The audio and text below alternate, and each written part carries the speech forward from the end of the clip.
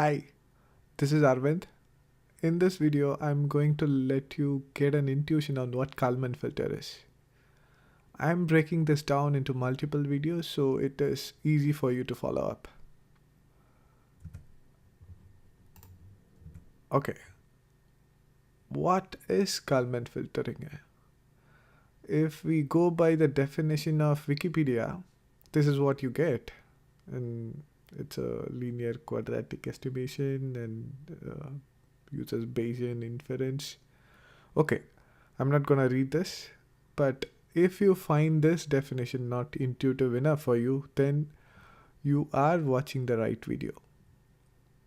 So before we get into Kalman filter, let's try to imagine a scene, and that's going to help us build up the intuition slowly.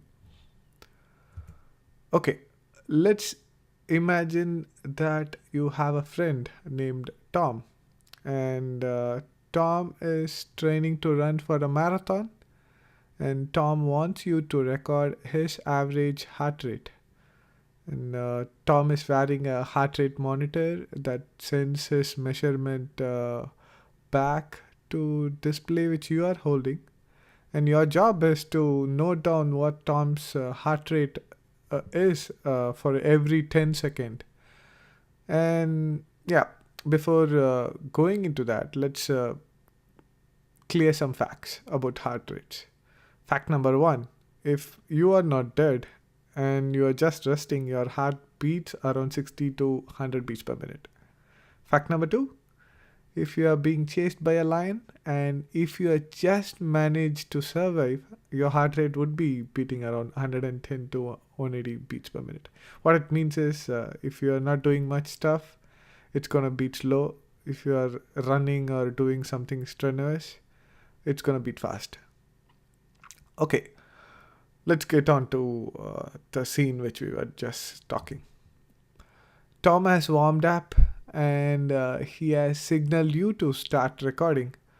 And you notice that at the beginning of the measurement, once you start to do that, it's like his heart rate is 120 beats per minute, and you just note it down. Then 10 more seconds passes on, and the measurement from the device which you are seeing, it shows 130 beats per minute, and you note that down as well. And you wait for 10 more seconds and 20 second passes, and it's you take the measurement and it now still remains 130. So yeah, and you note it down. Then 30 seconds passes. You notice that the measurement from the Tom's heart rate monitor is 60 beats per minute. You become a little skeptic about this because since you saw in the previous heart rates where it was above 100, and this seems to be out of the trend which you were noticing. So you decide to ignore this measurement.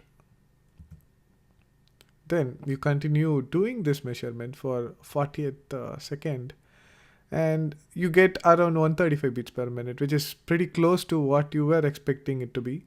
I don't know, for some reason, the previous time we were noticing it, it was in the range which we were expecting. Okay, you continue it, and at the last 60th second, you notice the measurement to be 140 beats per minute.